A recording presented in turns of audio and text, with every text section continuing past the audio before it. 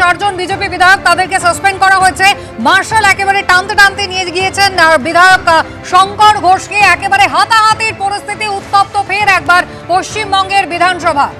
বৃহস্পতিবার একটি বিলের ওপর আলোচনায় অংশ নিয়েছিলেন বিজেপি বিধায়করা। মন্ত্রীর জবাব না শুনে তারা বেরিয়ে গিয়েছিলেন এবং তাদের বক্তব্য কার্য বিবরণী থেকে বাদ দিয়েছিলেন অধ্যক্ষ।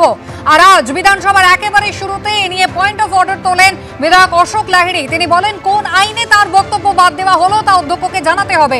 চন্দ্রিমা ভট্টাচার্য জবাব দেন, না তারপরে একেবারে তুমুল বিক্ষোভ, রীতিমতো হাতাহাতি শুরু হয়ে যায়। বিধানসভায় দাঁড়িয়ে কাগজ ছিঁড়ে বিক্ষোভ দেখান বিজেপি বিধায়করা। সরাসরি আপনাদের নিয়ে যাবো, উজ্জ্বল মুখোপাধ্যায় রয়েছেন আমাদের সঙ্গে। উজ্জ্বল, দেখো এই মুহূর্তে কিন্তু বিধায়করা বিক্ষোভ দেখাচ্ছেন এবং মূলত যতটুকু হাতাহাতি হয়েছে তা হচ্ছে বিধানসভার যারা নিরাপত্তা রক্ষী রয়েছেন তাদের সঙ্গে বিজেপির বিধায়কদের।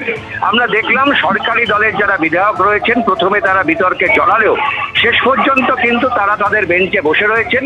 এবং এই মুহূর্তে ছবি হচ্ছে বিধানসভার মাঝখানে দাঁড়িয়ে অধ্যক্ষ যেখানে বসেন তার ঠিক আগে যে ওয়াল রয়েছে সেখানে বিজেপির বিধায়করা তারা একযোগে নেমে এসে বিক্ষোভ দেখাচ্ছেন। চারজনকে ইতিমধ্যেই সাসপেন্ড করা হয়েছে এবং অধ্যক্ষ কিছু রুলিং দিচ্ছেন, যেটা কিন্তু এই চিৎকারে শোনা যাচ্ছে না। এবং আমরা যেটা দেখতে পাচ্ছি সেটা হচ্ছে বিজেপির বিধায়করা তারা এর আগেও তাদেরকে যখন সাসপেন্ড করা হয় তারা কিন্তু বেরিয়ে যেতেন, কিন্তু একেবারে মানে বিজেপির বিধায়করা দীর্ঘক্ষণ ধরে ওয়ালে নেমে তারা বিক্ষোভ। এবং এই মুহূর্তের বিধানসভার ছবিটা হলো যে বিজেপির বিধায়করা তারা ওয়ালে নেমে বিক্ষোভ করছেন, তাদেরকে ঘিরে রেখেছেন বিধানসভার যারা নিরাপত্তা রক্ষী আছেন প্রত্যেকে।